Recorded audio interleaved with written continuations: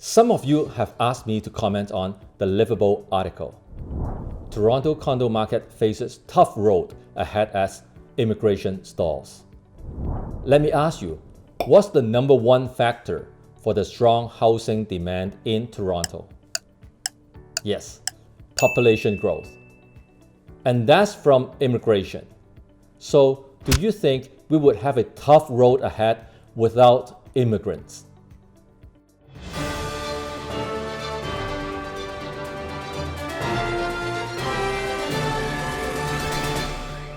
Of course, I would say a very tough road if immigrants are not coming to Toronto anymore.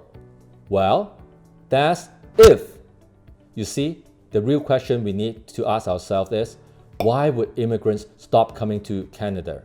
There's no evidence that immigration will continue to stall when our country starts to reopen. In fact, our immigration minister Mendocino has already made numerous remarks since the start of the coronavirus crisis that Canada is still committed to welcoming immigrants, temporary foreign workers, and international students. He also made it very clear that immigration will be the key to our post-pandemic economic recovery. More to that, the government has already implemented several immediate policy changes to help the immigration side of things. I discussed these changes in my previous video.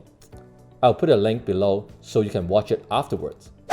Subscribe and hit the bell if you want to stay on top of the market. With the immediate policy changes, we are already seeing some positive effect. The University of Toronto says that there is a surprisingly big 20% jump of international students for this coming September. There is another big piece of news I want to share with you. The United States is expanding its immigration ban to prevent new green card holders and temporary foreign workers from entering the United States in 2020.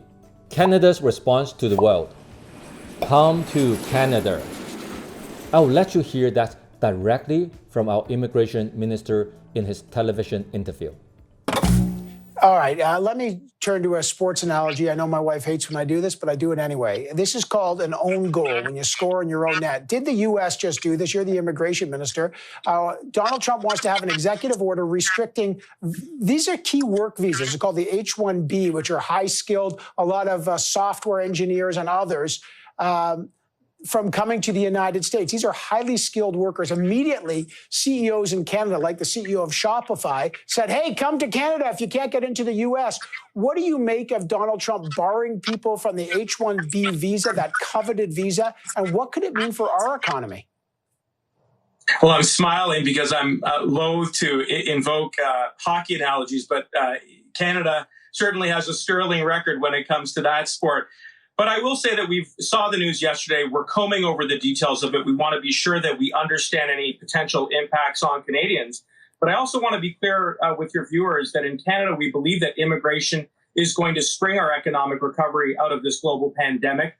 We have a plan in place that looks to leverage the best and the brightest from around the world. We've got pathways like the Express Entry Program and the Global Talent Stream, which will help bring entrepreneurs, engineers, innovators. We've also got pathways for manual laborers and skilled laborers and those who are contributing to our most urgent needs in our agricultural sector in the short term, as well as living up to our long-term humanitarian commitments by helping the most vulnerable. So I'm very excited about leveraging immigration. The demographic reality is this: we have an aging population, we have more retirees than ever, and if we want to preserve our governance with respect to public health care and education and retirement security, we need to go through immigration. Ask any serious economist, and they will tell you the same thing.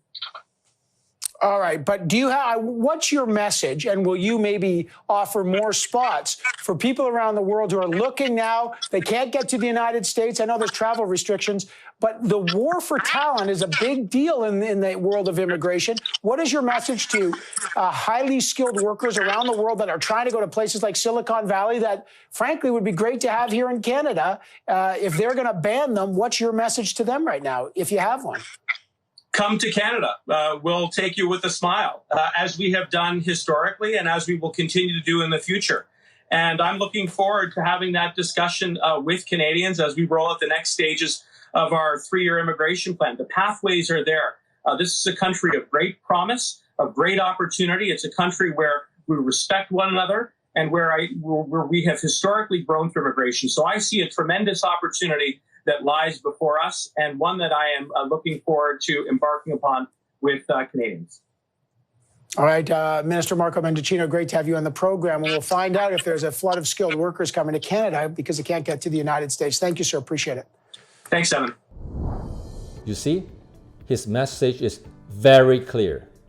We will continue to have immigrants coming in to expedite our economic recovery. I share my opinion and news on the market every single week. If you want to stay on top of the market, make sure you subscribe to my channel and hit the bell now.